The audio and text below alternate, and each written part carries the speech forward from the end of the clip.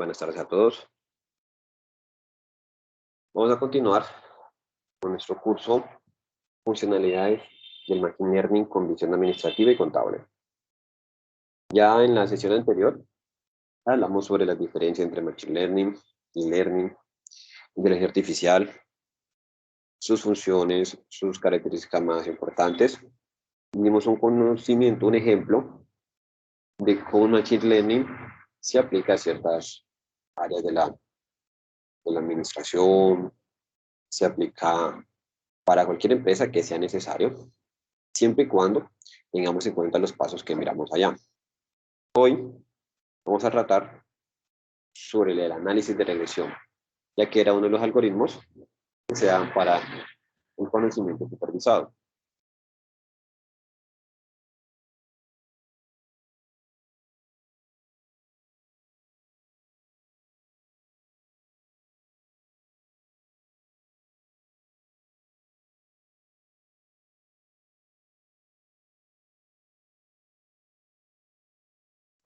Bien, el análisis de regresión es un proceso estadístico que permite analizar la relación que existe entre dos o más variables, siendo una de ellas dependiente al resto de las variables que tenemos empleando en nuestro cálculo matemático.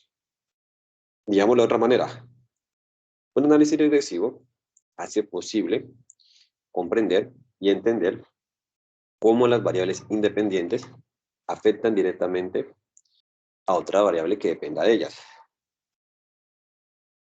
¿Para qué utilizamos el análisis de regresión? Dado que es un análisis de regresión, nos facilita que podamos calcular un valor futuro de una variable.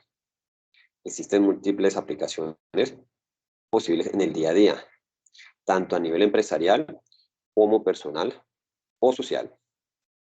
El análisis de regresión es una herramienta muy práctica. Los análisis de regresión se emplean con gran frecuencia en el mundo corporativo, gracias a los resultados que arrojan.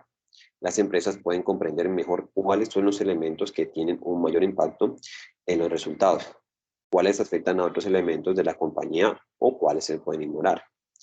Miramos que muchas veces las encuestas de satisfacción que nosotros hacemos en esos momentos van a utilizar análisis de regresión para ellos saber qué nos gusta, a qué o qué elemento de cierto producto es el que más nos llama la atención.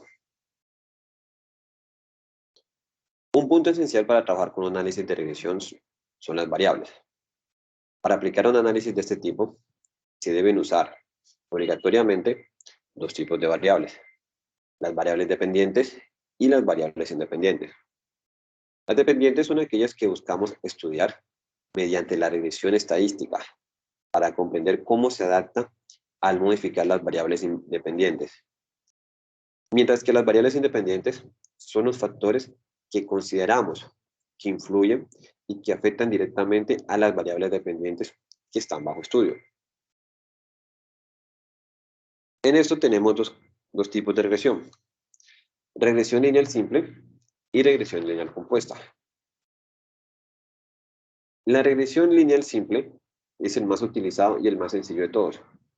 Se trata de estudiar el efecto de una variable independiente sobre una única variable dependiente, de la cual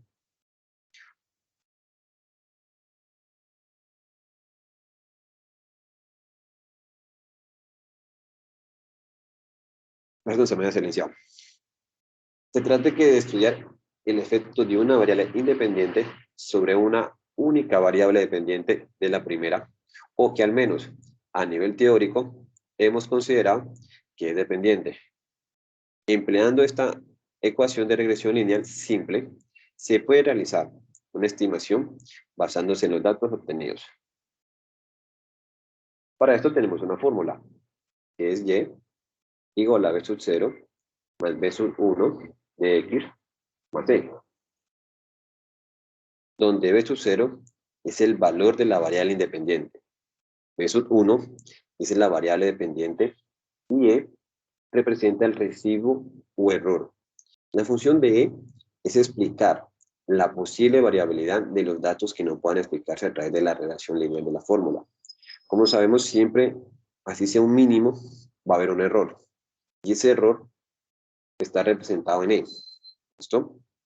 Vamos a ver un video que nos va a orientar y nos va a mostrar un campo más amplio donde podemos ejecutar la regresión lineal.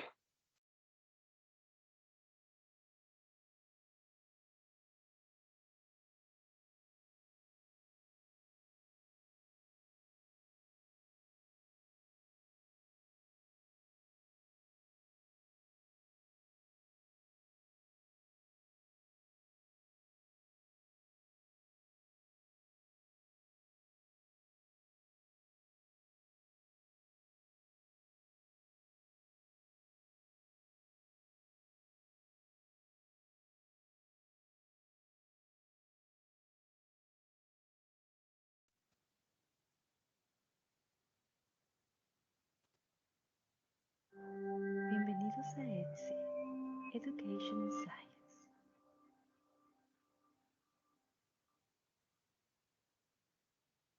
El día de hoy hablaremos sobre la regresión lineal simple.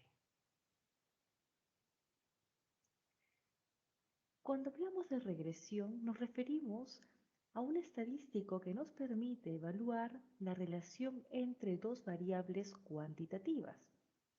Por lo tanto, la regresión mide el cambio de un carácter, el dependiente, por cada unidad de cambio de otro carácter, independiente.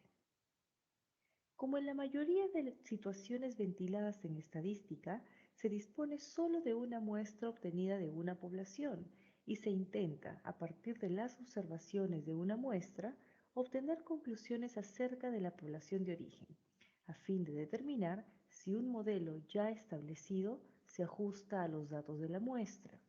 En este caso, si se quiere usar el modelo de la regresión lineal para un conjunto de datos, debe esperarse que el modelo de la regresión lineal represente aproximadamente la naturaleza de los datos de la población.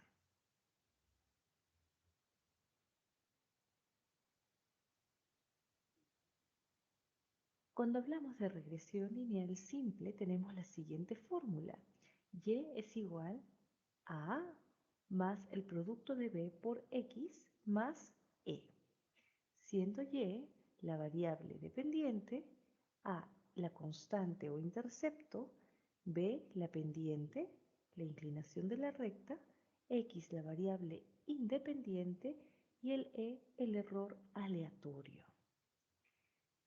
La fórmula de esta regresión para el cálculo de la pendiente es la regresión del carácter dependiente sobre el carácter independiente es igual a la división de la covarianza entre ambos caracteres dependiente e independiente sobre la varianza del carácter independiente. Entonces,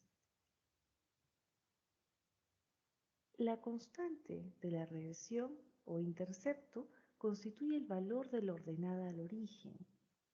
El E es el error aleatorio asociado a la medición de la variable independiente que se supone tiene una media de 0 y varianza constante.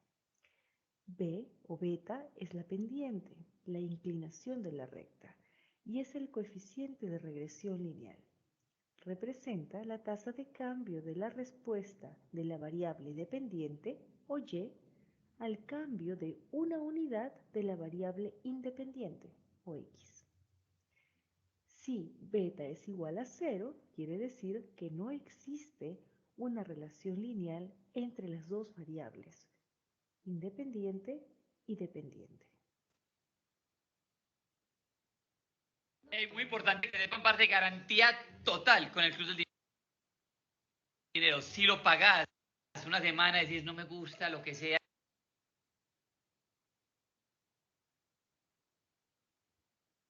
Entonces tenemos lo que ya hemos visto anteriormente.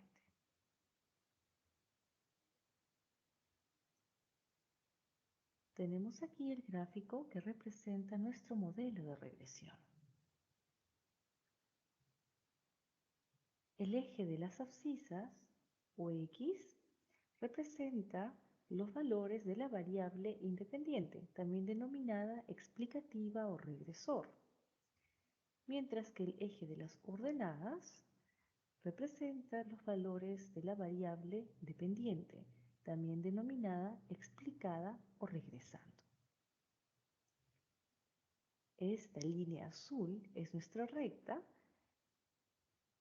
y es lo que denominamos nuestra pendiente. Es nuestro coeficiente de regresión. Es este coeficiente de regresión el que explica esta interacción entre X y Y, ambas variables cuantitativas. Y es este mismo dato, esta pendiente o inclinación de la recta, la que explica la naturaleza de los datos que estamos analizando. Como toda recta, tiene un origen, y este origen se denomina constante o intercepto. Y representa el valor de la ordenada de la variable dependiente al origen de esta recta. ¿Y cómo se da este valor? Cuando X, es decir, la variable independiente, es cero. Como habíamos mencionado anteriormente, cuando beta, es decir, la pendiente es igual a cero, quiere decir que no existe una relación lineal entre las variables independiente y dependiente. Vean ustedes, es una recta constante. No hay una relación entre X y Y. Mientras que aquí, esta pendiente, que es nuestra recta inclinada, sí explica el comportamiento entre X y Y. La hipótesis nula dice que la pendiente es igual a cero, mientras que la hipótesis alternativa, lo contrario, que la pendiente es diferente de cero. Como es hipótesis nula, su mismo nombre lo dice, nulidad, quiere decir que no existe una relación entre las variables independiente y dependiente, mientras que la hipótesis alternativa dice lo contrario, que sí existe una relación entre estas variables. Por eso es que la pendiente es diferente de cero. Como hemos visto en el gráfico anterior, la pendiente es nuestro coeficiente de regresión y puede ser o positiva o negativa. Una pendiente positiva nos explica una relación positiva entre la variable independiente y la dependiente. Quiere decir que por cada unidad de incremento en la variable independiente, la variable dependiente también aumenta. Mientras que una pendiente negativa nos explica un comportamiento opuesto. Vale decir que por cada incremento en una unidad en la variable independiente, la variable dependiente disminuye. Estos puntos negros que observamos son los valores de y los que observamos sobre la recta son los valores de Y ajustados. En este caso, la pendiente es positiva.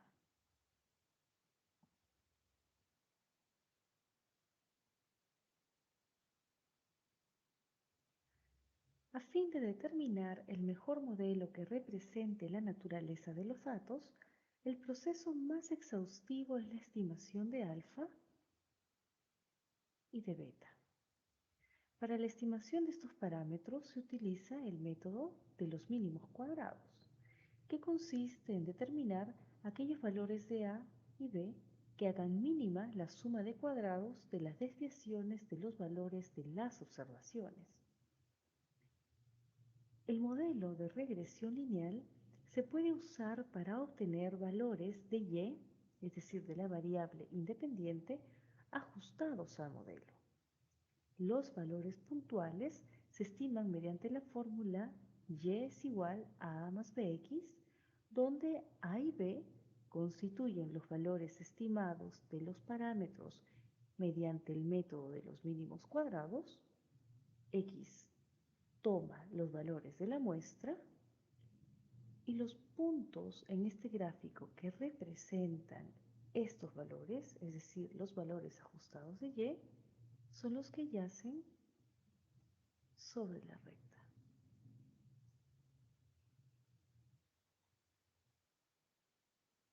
Todos queremos que nuestro dinero crezca, pero no todos saben el cómo.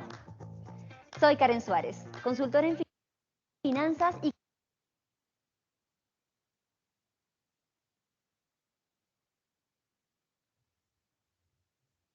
Tenemos aquí una tabla que contiene 10 animales, es una muestra de 10 animales de una población de corderos con sus respectivos pesos a las 20 semanas expresado en kilogramos y espesor de grasa dorsal expresado en milímetros.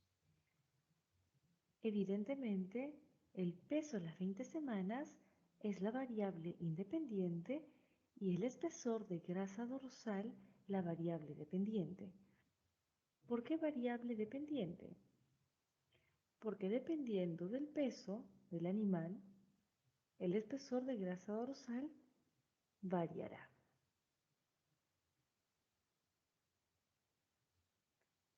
Entonces procedemos a calcular primero el promedio o la media del peso a las 20 semanas de todos estos 10 animales. Empleamos nuestra fórmula y obtenemos una media de 65 kilogramos. Ahora calcularemos la desviación estándar. Empleamos la fórmula de desviación estándar para la muestra, puesto que esta es una muestra de 10 corderos de una población más grande. Y obtenemos una desviación estándar de 5.03 periódico puro. Lo dejamos en 5.03. La varianza es la desviación estándar al cuadrado y es 25.33. Hacemos lo mismo para el espesor de grasa dorsal. Calculamos la media, que es de 6.9 milímetros, y la desviación estándar, que es 1.05 periódico puro. La varianza, 1.11. Una vez que hemos calculado la media del peso y del espesor, así como también las desviaciones estándar y las varianzas, vamos a desarrollar el siguiente cuadro. Colocamos entonces la desviación de cada dato respecto a su media. La media del peso es 65 y la desviación del primer animal, su peso 70 kilos, respecto a la media es de 5, es decir, 70 menos 65. Lo mismo para el segundo animal, 73 menos 65 es 8, 61 menos 65 menos 4, 58 menos 65 menos 7 y así sucesivamente hasta el décimo animal. La suma de todas estas desviaciones debe ser 0. Aquí coloco entre paréntesis la desviación estándar del peso a las 20 semanas, que es 5.03. Luego vamos a calcular también el peso al cuadrado. 70 al cuadrado, 4.900, 73 al cuadrado, 5.329 y así sucesivamente hasta el animal número 10. Lo mismo vamos a desarrollar para el espesor de grasa dorsal. Vamos a calcular las desviaciones de cada dato de espesor de grasa dorsal respecto a su media, que es 6.9, y será 8 menos 6.9, 1.1, 8.7 menos 6.9, 1.8, 5.7 menos 6.9, menos 1.2, y así sucesivamente hasta el dato del animal 10. La suma de todas estas desviaciones es 0. Vamos a calcular también el espesor de la grasa dorsal al cuadrado de cada valor. 8 al cuadrado, 64, 8.7 al cuadrado, 75.69, 5.7 al cuadrado, 32.49, y así sucesivamente hasta el dato del animal 10, que es 7.2 al cuadrado, 51.84. Vamos a sumar todo, el espesor al cuadrado, tanto para grasa dorsal y también para el peso. Luego vamos a calcular el producto del peso por el espesor. 70 por 8, 560, 73 por 8.7, 635.1, 61 por 5.7, 347.7, y así hasta el dato del animal 10. Y finalmente vamos a calcular el producto de las desviaciones estándar del peso y del espesor. 5 por 1.1, 5.5, 8 por 1.8, 14.4, menos 4 por menos 1.2, 4.8. Recuerden que el producto de dos datos negativos siempre va a ser positivo. 2 por menos 0.5 es menos 1. El producto de un dato positivo por un dato negativo es negativo. Así sucesivamente hasta el dato del animal 10, y vamos a sumar. Es 31.1. Pues bien, ya tenemos nuestro cuadro completo.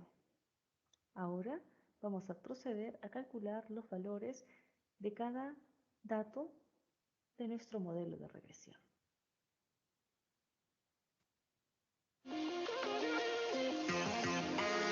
The wait is very nearly over. All the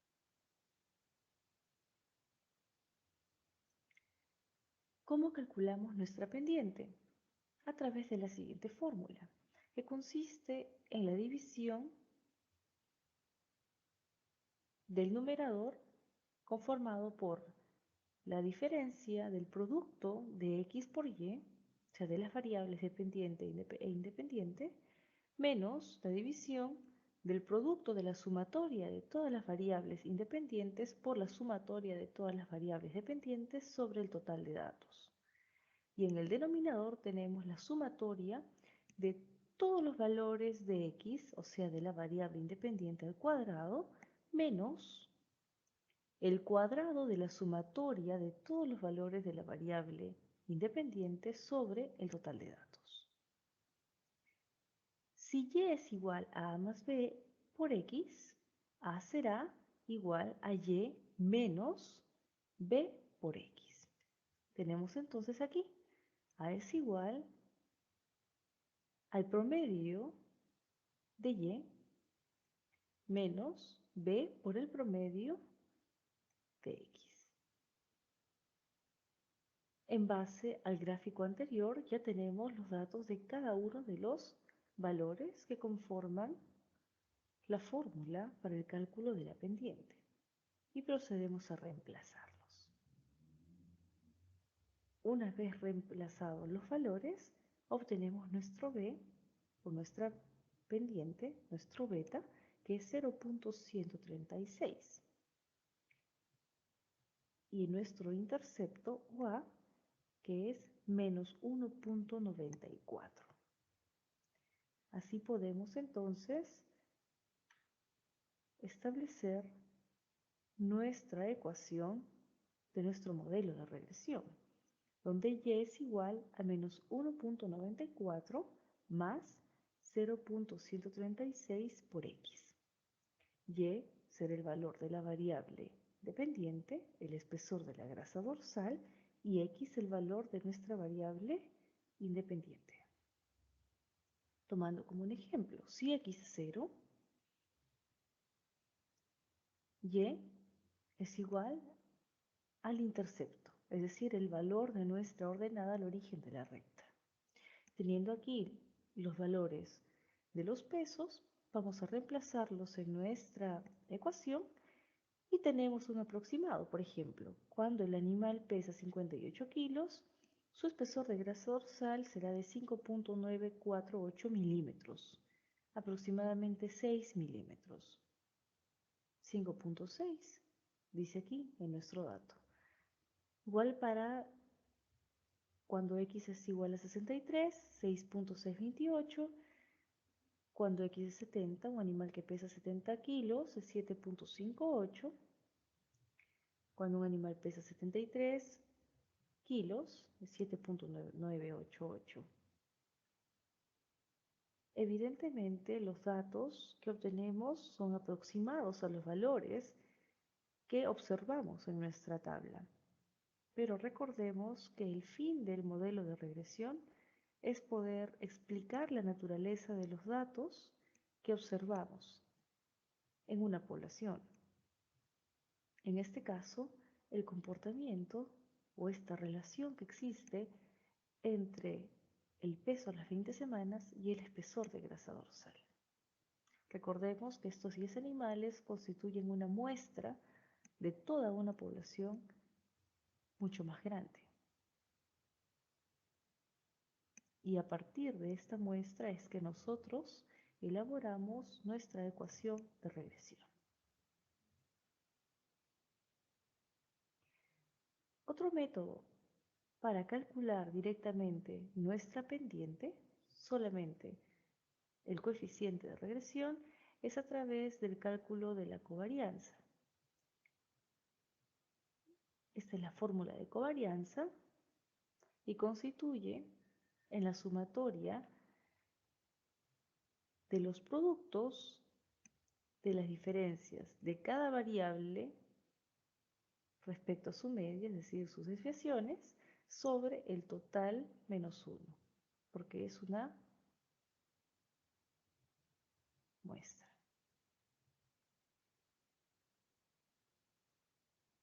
Tenemos entonces aquí el cuadro con las desviaciones de cada dato respecto a su media y la misma columna del producto de peso por espesor, pero de las desviaciones estándar.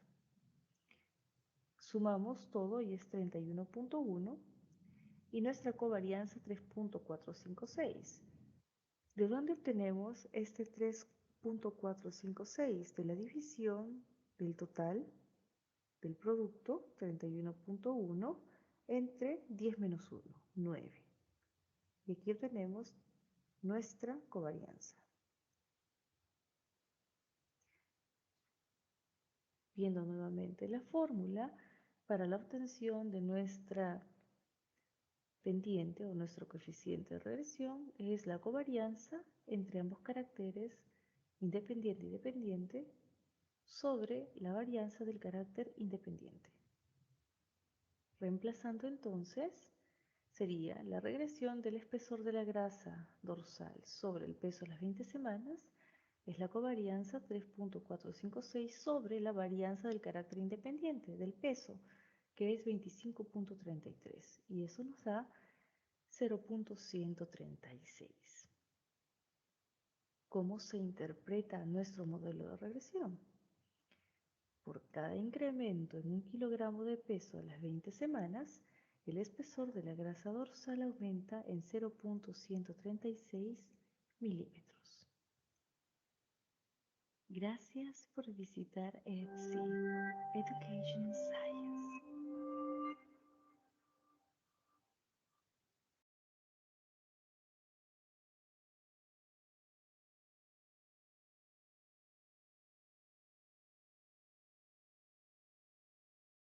Bien, acabamos de ver un ejemplo de una aplicación del sistema de regresión lineal simple.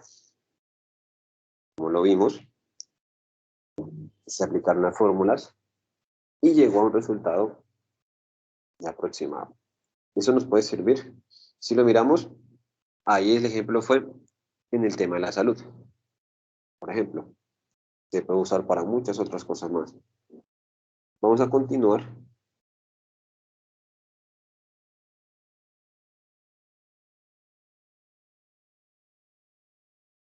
Con un ejemplo de la implementación en la industria automotriz. El diferencial automotriz y la tracción trasera es el sistema de engranajes que permite al vehículo hacer vueltas de forma simétrica, a su vez que dirige y multiplica el flujo de potencia, reduciendo la velocidad del motor, perdón, para impulsar las ruedas traseras. Sin un mecanismo diferencial, las llantas se deslizarían sobre la superficie del camino y el vehículo intentaría desplazarse solo en línea recta y se opondría a lo que el conductor quiere hacer en las curvas. Es decir, sin diferencial automotriz, muchachos, no tendríamos cómo cruzar ni a la derecha ni a la izquierda. Solo nuestro vehículo iría hacia adelante. Aquí está la función, si la miramos, un gráfico de cómo funcionaría, ¿vale?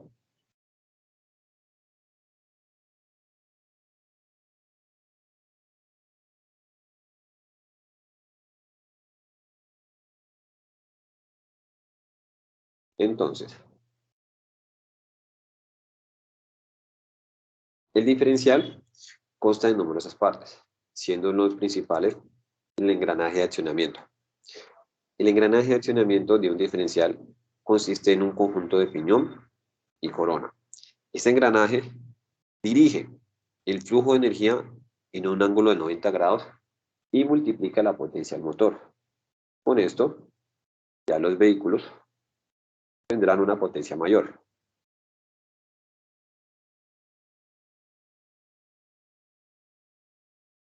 Durante la etapa de ajuste del engranaje de accionamiento de una diferencial automotriz, varios parámetros contribuyen en el montaje apropiado de los engranajes de accionamiento, que ayudan a asegurar un funcionamiento suave y eficiente.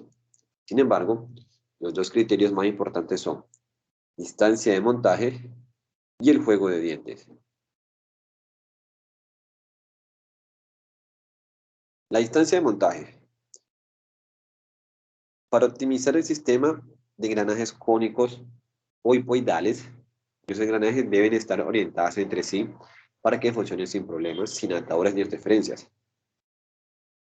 La distancia desde la superficie de localización de los engranajes a la línea central coincidente se denomina distancia de montaje.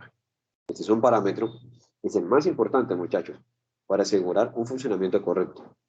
La distancia de la parte trasera de la corona a la línea central debe coincidir con el engranaje del piñón. Se denomina distancia de montaje de la corona o distancia G. La distancia de la parte trasera del piñón a la línea central coincidente del engranaje de la corona se denomina distancia de montaje de la piñón o distancia P.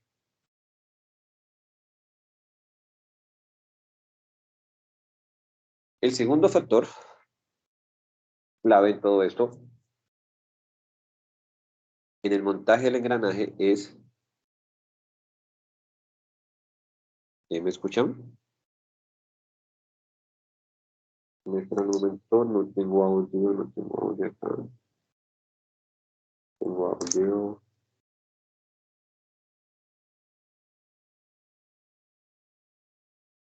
¿Me escuchan? Sí, ya está mejor. Entonces, como les decía, el segundo factor clave del montaje del engranaje es el juego de dientes. El juego entre dientes se define como el espacio libre medido entre un par de dientes engranados en el círculo de paso, tal como lo vemos en la figura.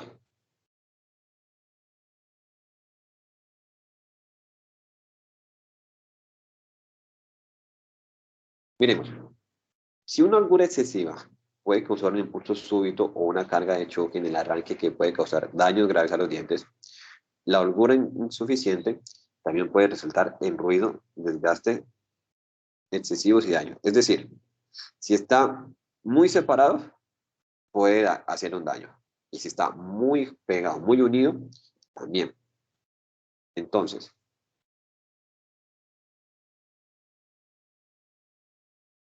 se va a proponer una metodología estadística de análisis de dos variables con la intención de establecer la relación entre el juego de dientes y la posición del montaje axial de la corona. para obtener la posición de montaje óptima. Se dice que dos variables son estadísticamente independientes cuando el valor que toma una de ellas no aporta ninguna información acerca de la distribución de la otra variable. Para detectar si existe algún tipo de relación entre dos variables, es muy útil dibujarlas para visualizar cómo es esa relación. Para ello, se suele utilizar un gráfico denominado gráfico de dispersión.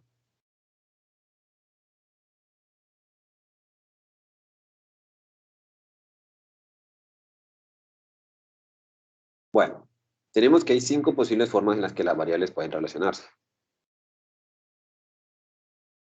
Recta directa, recta inversa, curvilínea directa, curvilínea inversa, recta inversa con dispersión y ninguna.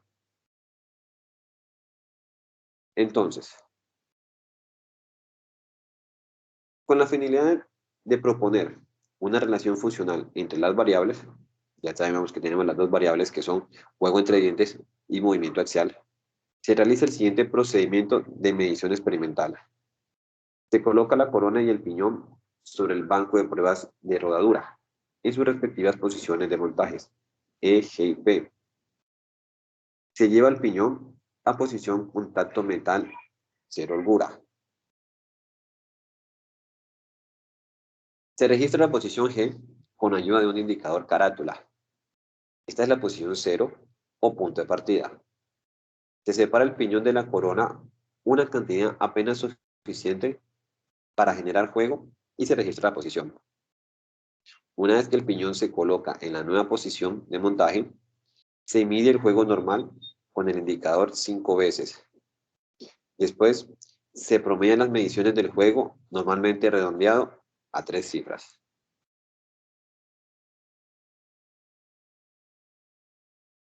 Aquí tenemos el medidor.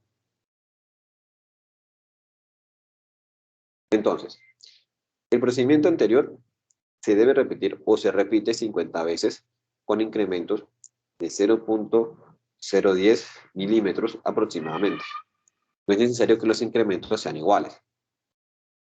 Con la finalidad de decidir qué clase de función se ajusta a la curva, de acuerdo con las posibilidades que realiza una gráfica de dispersión de los datos observados, tenemos lo siguiente. En la gráfica de dispersión sugiere que existe una relación lineal simple entre la variable dependiente, juego entre dientes, y la variable independiente, desplazamiento. En concreto, los puntos de diagrama de dispersión se parecen a una recta, tal como lo vemos ahí. Si se calcula la ecuación de esa recta, se podría aproximar el valor de y, y una vez conocido el valor de x. Entonces, para esto, el modelo de regresión lineal simple está definido como y b sub 0 más b sub 1 de x más e, que es el error. Y en este modelo, y es una función lineal de x, mientras que e representa el término de error y explica la variabilidad en y, que no se puede explicar con la relación lineal. Lo que hablábamos, siempre va a haber un error, así sea el mínimo, por eso debemos tenerlo en cuenta. Entonces, los parámetros b sub 0 y b sub 1 son los parámetros del modelo, los cuales son constantes, que se necesitan estimar. B sub 0 es el punto en el cual la línea recta intercepta o cruza el eje y B sub 1 es la pendiente de la línea, es decir, la cantidad en la que se incrementa o disminuye la variable y por cada unidad que se incrementa x. Entonces, despejando los errores de la ecuación y elevando al cuadrado sumándolos se tiene lo siguiente. S es la sumatoria de lo que hablábamos y de e al cuadrado. Entonces,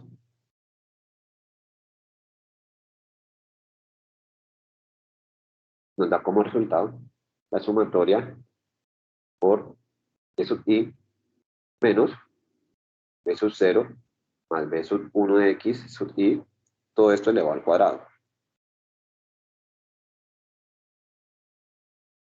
Siguiendo con el procedimiento matemático para minimizar los errores de la ecuación y así encontrar los estimadores de mínimos cuadrados de b sub 0 y b sub 1, esto consiste en derivar a s con respecto a b sub 0 y derivar s respecto a b sub 1.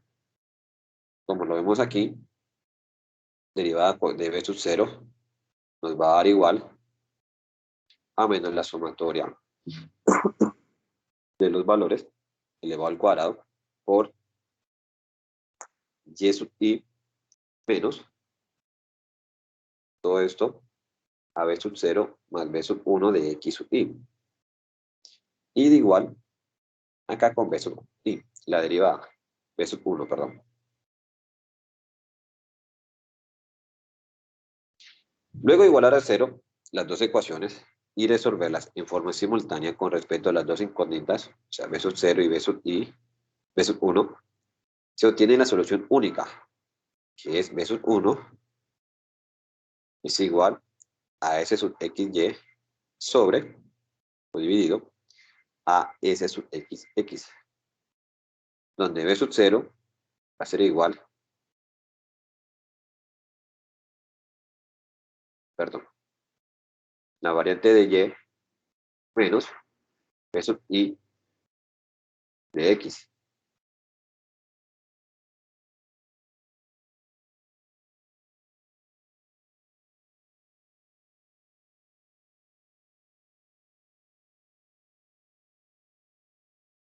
Donde s sub xy y s sub xx son igual a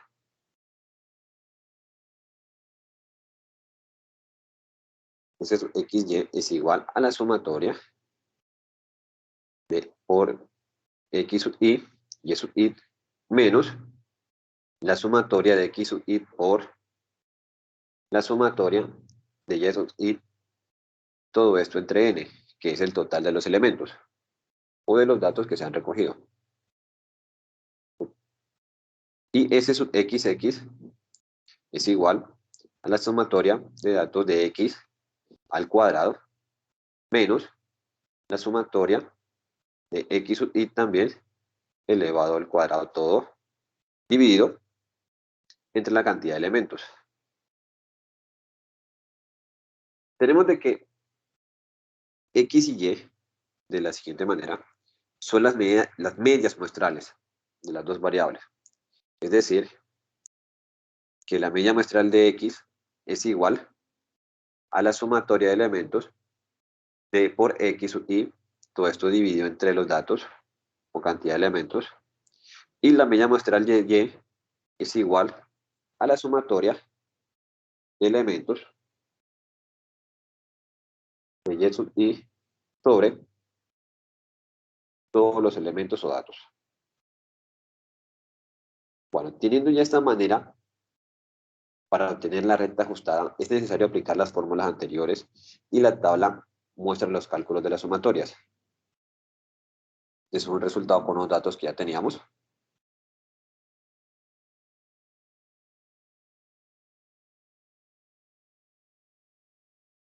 Por lo tanto, la ecuación de la línea recta que mejor explica la relación de desplazamiento axial y holgura está dada por y igual a 0.715 de x menos 0.0117. Entonces, de esta manera, por cada incremento que el desplazamiento axial, se espera un incremento de la holgura de 0.7149 en promedio. Es decir, que mientras más se haga un desplazamiento más amplio, la holgura también se va a hacer más alta. ¿Vale? De esta manera es como se utiliza en la industria automotriz solo en este pequeño ejercicio.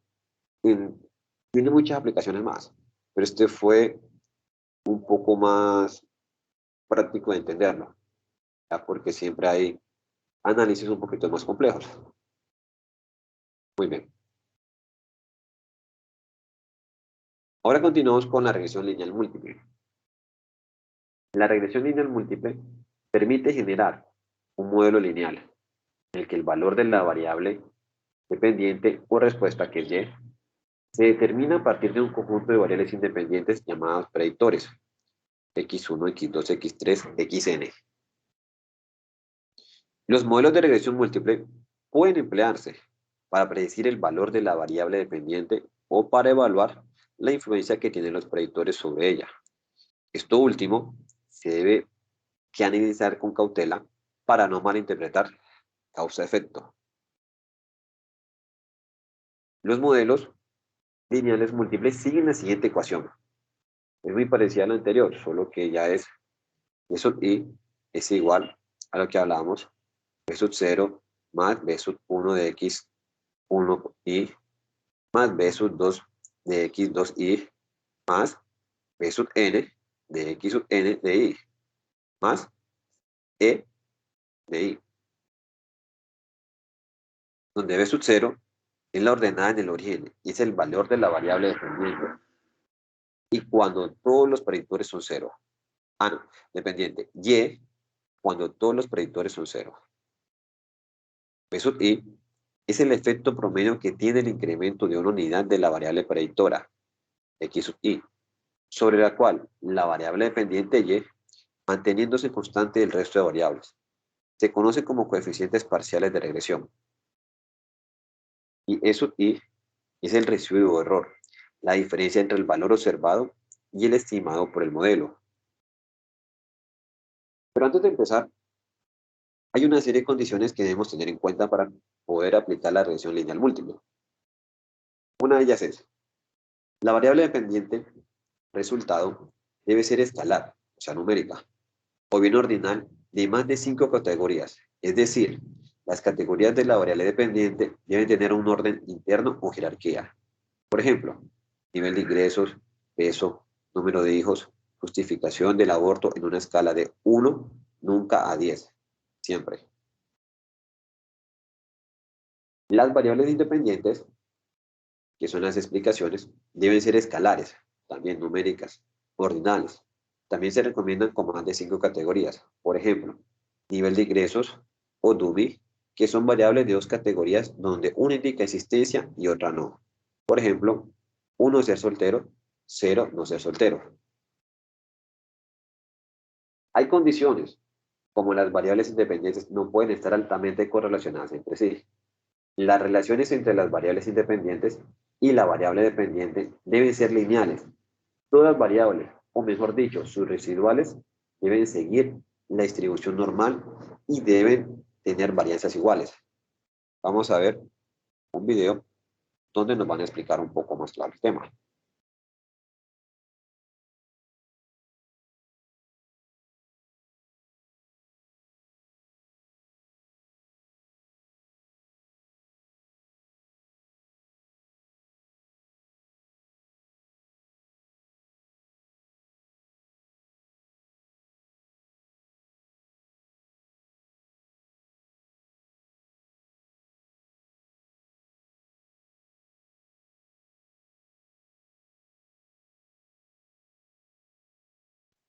Vamos en este video, a tratar el tema de la regresión lineal simple y múltiple. En este caso tenemos una recta de regresión que es, en el caso de la regresión lineal simple, es una recta donde el modelo de regresión tiene un intercepto, beta sub 0, que es donde la recta cortaría al eje vertical, y el parámetro dependiente, que tiene que ver con la inclinación de la recta.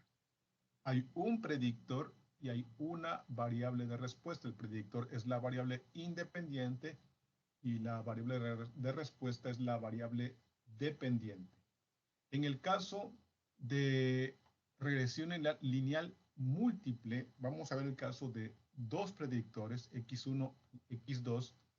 Igualmente que en el modelo de regresión lineal simple existe el intercepto, la variable de respuesta o dependiente, que sería la y las variables independientes x1 y x2, o sea, los predictores, y los parámetros de regresión beta 1 y beta 2. En este caso no tiene sentido de hablar de la pendiente de la recta, dado que no es una recta. Ese modelo de regresión con dos predictores estaría representando un plano en R3, es decir, en el espacio tridimensional. Entonces, si hablamos de regresión lineal simple, sería una recta en el plano. En el caso de regresión lineal múltiple con dos predictores, tendríamos una superficie de respuesta que es un plano en R3. En general, ya con una regresión lineal múltiple, con más de dos predictores, con K predictores, el modelo es similar.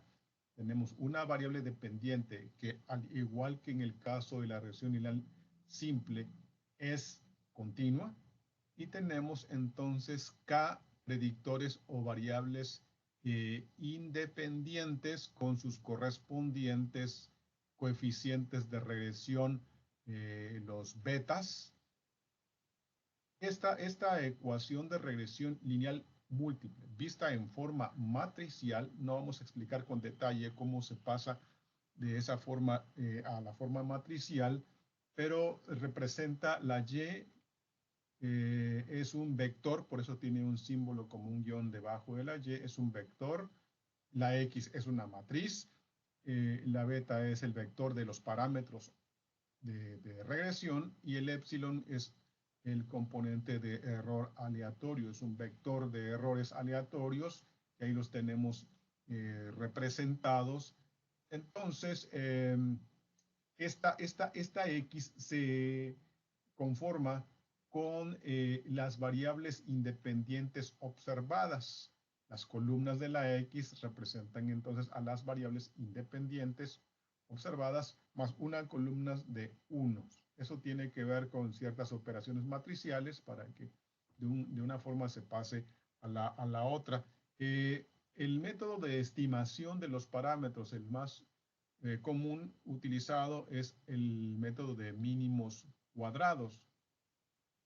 Y con ese método de estimación de mínimos cuadrados se obtiene entonces la estimación de los betas, es decir, de los coeficientes de regresión, utilizando una forma matricial, donde la X mayúscula transpuesta por la X, que es la matriz de variables independientes, se le aplica la inversa, se multiplica por la X transpuesta por el vector de las variables dependientes Y. Este es el modelo entonces en forma matricial por estimación de mínimos cuadrados.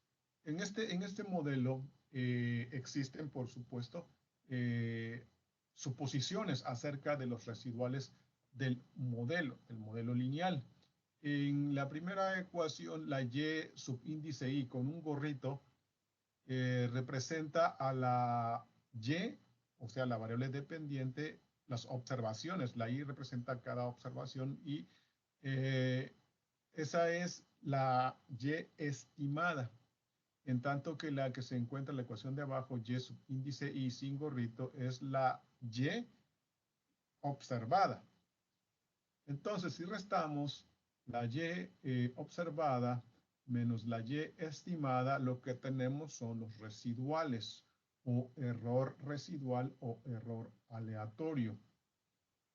En los modelos lineales, caso de la ANOVA, del análisis de varianza y de los modelos de regresión lineal simple y múltiple, existen tres suposiciones o supuestos sobre los residuales, que es que los residuales tengan distribución normal, que tengan varianza constante y que sean independientes. Sucede que cuando estos supuestos se violan, se puede seguir trabajando, dado que se puede utilizar transformación Box-Cox, que son transformaciones tipo potencia o logaritmo natural de la variable dependiente.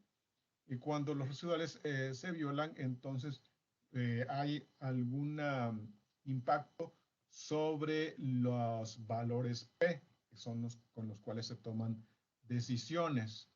Entonces, al haber violación de supuestos residuales, se puede optar por transformaciones tipo Box-Cox. Cuando estas violaciones son severas, esto puede de alguna manera ayudar. Algunas formas en las que se podrían estar observando las violaciones de los supuestos, en este caso de la varianza constante de residuales, es hacer la graficación de los residuales contra los valores ajustados. Vemos en la primera gráfica arriba a la izquierda que hay una forma o un patrón de cono, los puntos que son los puntos residuales, esos parece ser que a medida que avanza sobre la recta horizontal, la varianza parece ser creciente, en tanto que en la siguiente gráfica la varianza parece ser decreciente, es decir, no se cumple el supuesto de varianza constante. Se estaría violando entonces el supuesto de varianza constante. Esa es una de las formas visuales en las que uno puede evaluar los supuestos de la varianza constante de los residuales. En la gráfica que se encuentra en la parte de abajo, vemos hay una que parece que tiene una forma de curva, son residuales contra valores ajustados. Esto también me está dando evidencia de que no existe la linealidad. Entonces sería también una violación al supuesto de varianza constante. La siguiente gráfica es el caso ideal donde se puede observar una banda homogénea de puntos residuales en la gráfica de residuales contra valores ajustados. Ese sería el caso ideal donde no se estaría violando el supuesto de varianza constante. Otro supuesto que es importante validar es el supuesto de distribución normal de los residuales, y esto se puede observar mediante la gráfica de cuantiles normales, cuantil-cuantil. En la gráfica de la izquierda se observa un patrón donde los puntos residuales están muy próximos a la recta, que no es una recta de regresión, sino es la recta que representaría a una distribución normal perfecta. Entonces, estos puntos residuales están muy próximos y esto nos estaría dando evidencia de que tenemos una distribución normal, que no se viola el supuesto de que los residuales provienen de una distribución normal. En la siguiente gráfica vemos una evidencia de una distribución no normal, dado que los puntos residuales se están alejando de la recta que representa la distribución normal perfecta. Esta sería una evidencia visual de que se estaría violando el supuesto de distribución normal. También se pueden hacer, si uno tiene el vector de residuales, se pueden hacer pruebas formales donde se podría concluir con valor P. Estas pruebas son, por ejemplo, Shapiro-Wilk, que es una de las más populares, Kolmogorov-Smirnov, Anderson-Darling, Kramer-Mises, etc. Hay muchas pruebas que se pueden estar utilizando y también nos pueden dar evidencia de la supuesto de distribución normal. En los modelos regresión se efectúan pruebas de hipótesis. Una de ellas es la prueba de hipótesis global, que lo que evalúa es qué tan adecuado es el modelo de regresión ajustado. A esta prueba también se le llama la prueba de significancia de la regresión, porque lo que se está probando son los coeficientes betas, beta 1, beta 2, etcétera, en su conjunto. La forma que tendría entonces la hipótesis nula sería todos los betas, beta 1, beta 2, beta 3, hasta beta sub k, todos valen 0, lo cual quiere decir que si esos betas valen 0, pues entonces el modelo de regresión lineal múltiple solamente quedaría y igual a beta sub 0, lo cual sería una constante, y este modelo no sería de gran utilidad para predicción, que es uno de los propósitos fundamentales de la regresión lineal. Entonces, lo que se desearía, en ese caso, entonces, si no se rechaza la hipótesis nula, lo que uno tendría evidencia es de que la regresión es no significativa. Lo que se desearía entonces es que al menos uno de los betas no fuera 0, para que así entonces el pronóstico ya no fuese una constante, sino que hubiese variabilidad, dado que uno de los betas no es 0. Si tenemos entonces que rechazamos la hipótesis nula, tenemos evidencia de que la regresión es significativa. Tenemos un ejemplo. En esta tabla Es la tabla ANOVA, es una de las tablas que salen, por ejemplo, en los modelos de regresión. Cuando uno lo corre en un software, te da este tipo de resultados. Si recordamos el criterio de rechazo con valor P, si el valor P es menor que el nivel de significancia elegido alfa, que por default nosotros lo elegimos con 0.05, si P es menor que 0.05, rechazamos la hipótesis nula. Si P es mayor que 0.05, no rechazamos la hipótesis nula. Y si P es igual a 0.05, entonces lo que tenemos es incertidumbre y ahí se procedería de alguna otra forma adicional. En el caso de este ejemplo, el valor P es 0.141. Es entonces la prueba de hipótesis global. Me estaría diciendo que la regresión es no significativa. Que hay evidencia de que todos los coeficientes de regresión, beta 1, beta 2, hasta beta sub k, serían aproximadamente 0, lo cual entonces me dejaría que solamente la regresión sería y es igual a beta 0, lo cual sería una constante. También se hacen pruebas de hipótesis sobre los coeficientes individuales de regresión. Esta prueba responde a la pregunta, ¿cuáles variables son importantes o cuáles contribuyen al modelo de forma significativa? Lo que se hace en estos casos es entonces que se prueba uno por uno cada uno de los parámetros o coeficientes de regresión, beta 1, beta 2, hasta beta sub k. Esta sería entonces la forma general de las pruebas de hipótesis sobre coeficientes individuales de regresión. Que un beta en particular es 0 o no es 0. En el caso entonces para beta 1, beta 2 hasta beta sub k, esas serían entonces los juegos de hipótesis. Habría tantos juegos de hipótesis como parámetros de regresión existan, beta 1, beta 2 hasta beta sub k. Si los betas son igual a 0, lo que estaría diciendo es que ese parámetro de regresión, esa variable asociada, esa X, no contribuye al modelo de forma significativa, es decir, no es importante y no tiene razón de estar entonces en el modelo. Aquí tenemos un ejemplo. El criterio de rechazo con valor P sigue siendo el mismo, P menor que alfa, mayor que alfa o igual a alfa, donde alfa es el nivel de significancia que por default, repito, hemos elegido en 0.05. Tenemos el valor P que en todos los casos es mayor que 0.05, es decir, ninguno de los predictores estaría contribuyendo al modelo. Y entonces uno diría, bueno, pues el modelo que tengo es Y es igual a beta 0, y pues es un modelo que no serviría para, de mucho para hacer predicciones. Sin embargo, esto suele pasar, es frecuente que pase, pero no es que alguno de los predictores no sea significativo en sí, porque puede estar pasando un problema. Aunque el valor P me indique eso, puede existir un problema de fondo que primero habría que resolver y posteriormente volver a correr el modelo de regresión lineal simple o múltiple en este caso. Y estamos hablando de un fenómeno que es la multicolinealidad.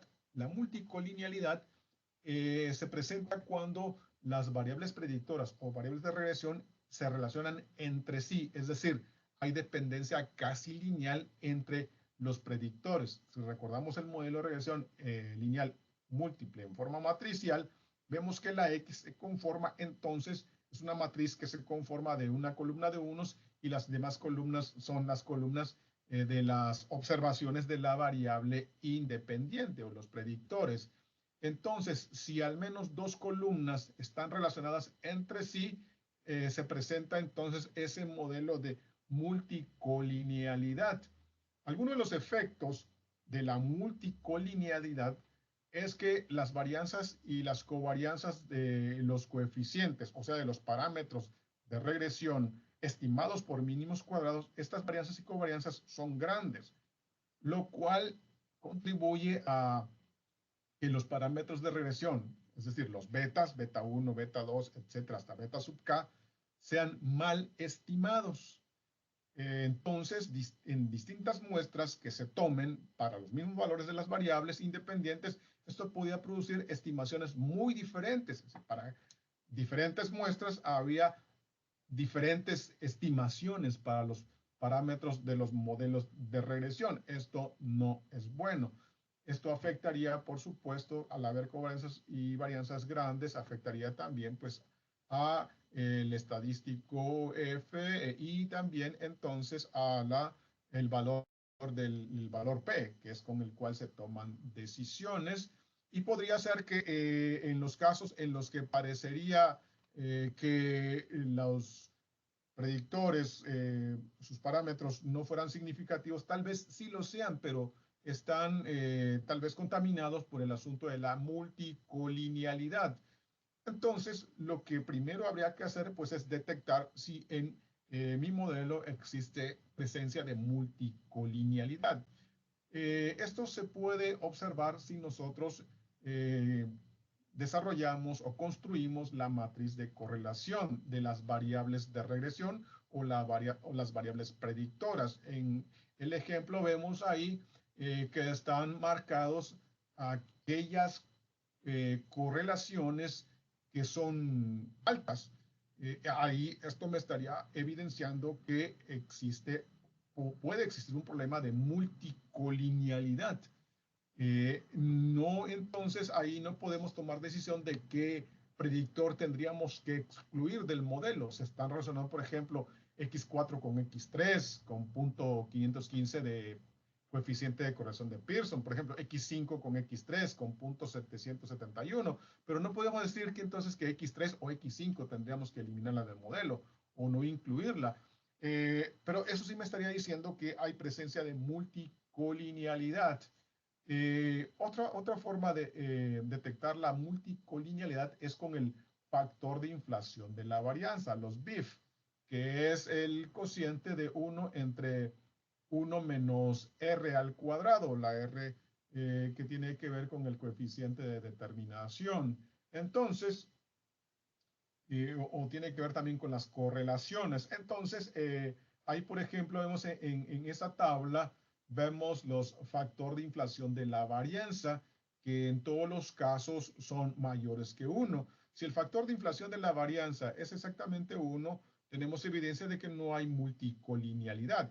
Sin embargo, si el factor de inflación de la varianza es mayor que 1, tenemos evidencia de que hay presencia de multicolinealidad. Pero si ya es mayor que 5, por ejemplo, o 4, tenemos un caso de multicolinealidad severa. Es decir, los coeficientes de regresión serían pobremente estimados. Y en este caso tenemos factores de inflación de la varianza, muchos de ellos, son 3 de ellos, son mayores que 5. Entonces, valores de inflación de la varianza, BIF, cercanos a 1, tal vez 2, no sería tanto problema. Ya mayores que 4 o 5, estaríamos hablando de un problema severo donde los coeficientes de regresión estarían pobremente estimados. ¿Cuáles pueden ser algunas posibles fuentes de multicolinealidad? Bueno, una de ellas puede ser el método que usemos para recolectar datos. Cuando nosotros muestreamos, podemos estar muestreando pares de variables que estén relacionadas entre ellas. También otra fuente multicolinealidad, puede haber más que estas, pero una de ellas puede ser que el modelo esté sobredefinido, es decir, que tengamos más variables predictoras que observaciones. También otra puede ser que hayamos especificado incorrectamente el modelo. Por ejemplo, si agregamos al términos polinomiales al modelo, la x elevamos al cuadrado, pues es la misma variable, pero está elevada al cuadrado. Esto puede llevar a fuentes de multicolinealidad. También otro caso puede ser las restricciones en el modelo. Por ejemplo, una restricción física. El consumo de agua en un hogar y el número de habitantes en el hogar, X2, pues obviamente podría haber una relación entre ellas y al considerarse en el modelo podría presentarse el caso de multicolinealidad. ¿Qué se hace cuando tenemos presencia de multicolinealidad? Lo que podemos hacer es optar por el modelo o la estrategia que se llama regresión por pasos. En la regresión por pasos hay tres formas de efectuar la propia regresión por pasos, stepwise, que es regresión en ambos sentidos, forward, que es la regresión hacia adelante, y backward, que es la regresión hacia atrás, selección hacia atrás. En forward, lo que se hace es que se van incluyendo predictores al modelo hasta completar todo el modelo. En el backward, lo que se hace entonces es que se incluyen todos los predictores y se van retirando algunos y probando que el modelo, cómo están funcionando. Uno puede elegir alguna de las tres rutinas de regresión por pasos y puedes obtener ciertos resultados. Por ejemplo, en el caso de la tabla que se muestra abajo a la izquierda, ahí se hizo selección stepwise. Y entonces, con un cierto alfa para entrar y un cierto alfa para remover, y entonces lo que tenemos es que el modelo identificó de todas las variables que había, que las variables que había que considerar es x1 y x2. Observamos entonces que los valores P son menores que 0.05 y estos coeficientes de regresión estarían indicando que esos parámetros, esas variables predictoras son significativas, contribuyen al modelo. En la otra tabla se hizo regresión hacia adelante con un alfa para entrar de 0.25 y del mismo modelo identificó otro predictor, otro predictor se identificó en X4, pero en este caso parece ser que X4 no sería significativo. Esta rutina seleccionó tres predictores y la otra rutina, stepwise, seleccionó dos predictores, X1 y X2.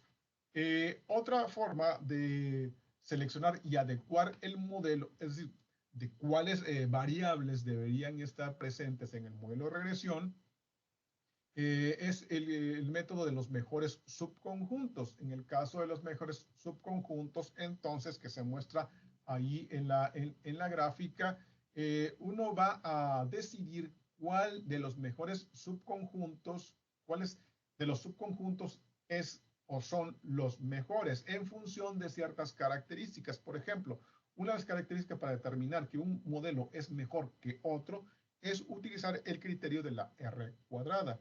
Que la R cuadrada, si recordamos, es la proporción de variabilidad de la variable respuesta que es explicada por el modelo.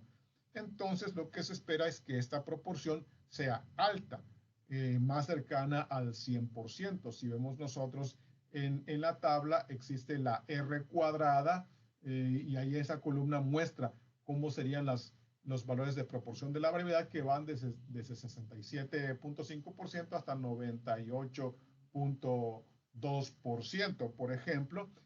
Otro criterio para determinar que un conjunto de predictores es mejor que otro, que un modelo es mejor que otro, es utilizar la R cuadrada ajustada y la R cuadrada de predicción, que en los tres casos la R cuadrada va desde 0 a 1. Y como se ha mencionado, lo que se prefiere es que en estos casos de R cuadrada ajustada y R cuadrada de predicción, pues sean valores altos de R cuadrada. En el caso de la S o la variabilidad, que la S es la raíz cuadrada del cuadrado medio del error, se prefieren valores bajos de S. Dado que es una medida de variabilidad, se prefieren valores pequeños. Otro criterio es el CP de Malus.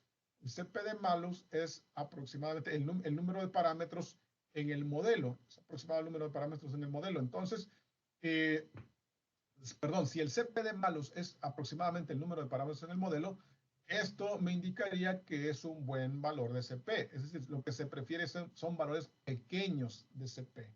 En ese caso tendríamos un modelo razonable cuando sean valores pequeños y cuando sean casi aproximados al número de parámetros que estás incluyendo en el modelo. Otro criterio para determinar que un modelo de regresión es mejor que otro es utilizar la estadística PRES.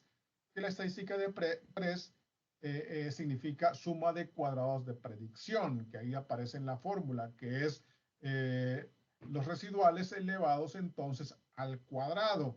Y lo que se prefiere es que estos sean valores pequeños. De la estadística PRES se puede sacar también el R cuadrada de predicción. Ahí aparece la fórmula. Entonces, si observamos en la tabla cuál de los subconjuntos sería uno de los mejores, por ejemplo, podríamos proponer que el subconjunto con los predictores X1 y X2 es un buen subconjunto, candidato para ser un modelo de predicción adecuado. Y tenemos también otro donde los predictores que entrarían al modelo serían X1, X2 y X4. Serían dos modelos candidatos, utilizando entonces el criterio de los mejores subconjuntos. A continuación muestro los pasos sugeridos. No es ley, pero es una ayuda que podría ser benéfica entonces cuando tú estés tratando de ajustar un modelo de regresión lineal múltiple. Una de las primeras cosas que hay que hacer pues es especificar el modelo, qué variables predictoras estás incluyendo en el modelo y las variables de respuesta, que previamente habría que ver si físicamente no tendría yo algún problema de que se están relacionando, como el caso que dijimos, el consumo de agua en un lugar y el número de habitantes en un lugar. Ahí parece ser que sí se correlacionarían. Bueno, ya que se han especificado las variables y se han tomado obviamente datos y se puede entonces construir la matriz de correlación de las variables predictoras para tener por ahí ya una idea si hay presencia de multicolinealidad.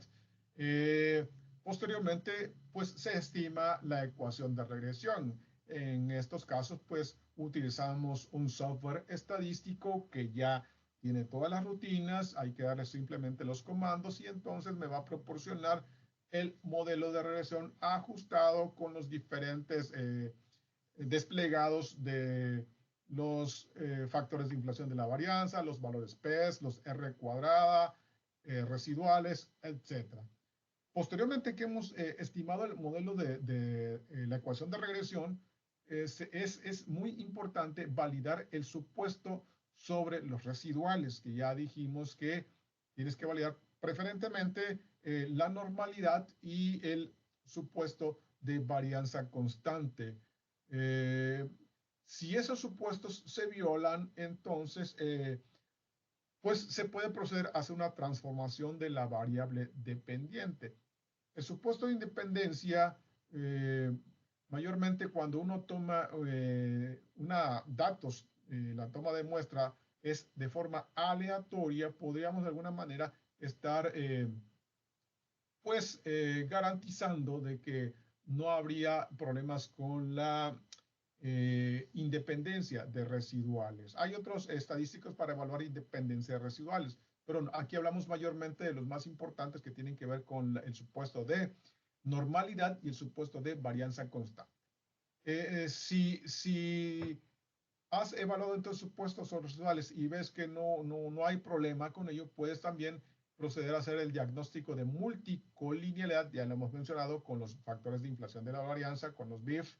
Entonces puede uno detectar mayores que 1 los BIF, podría haber multicolinealidad mayores que 5 de los BIF, sería entonces una multicolinealidad severa.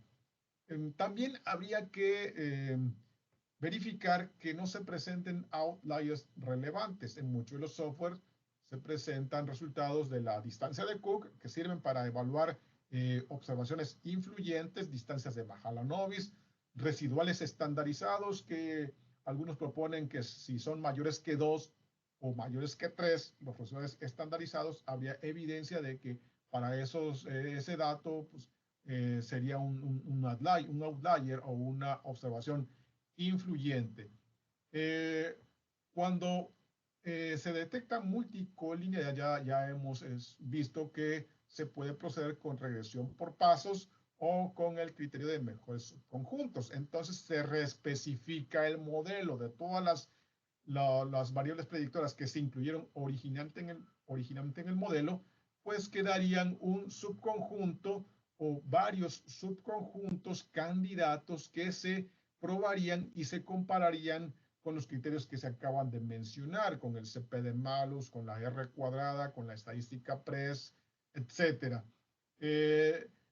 Cuando eso se hace, se elige uno de los mejores subconjuntos, que lo que vamos a recalcar que como estamos ajustando modelos, un modelo es una sobresimplificación de la realidad y en general ningún modelo va a representar fielmente la realidad. Son modelos, son aproximaciones a la realidad, entonces elegimos el menos malo de esos modelos y haríamos pruebas de hipótesis y validaríamos el modelo.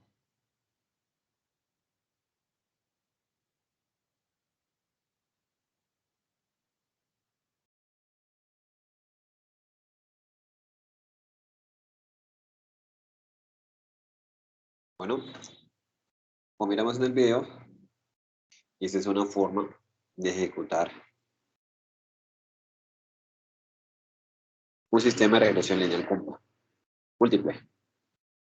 Voy a dejarles, chicos, un video con un ejercicio que se realizó, un ejemplo, donde se realizó la regresión lineal múltiple en un caso de Starbucks. Es muy interesante. En recursos, voy a dejarles en libre. ¿Vale? Y nos vemos en la próxima sesión. Que tengan una buena tarde.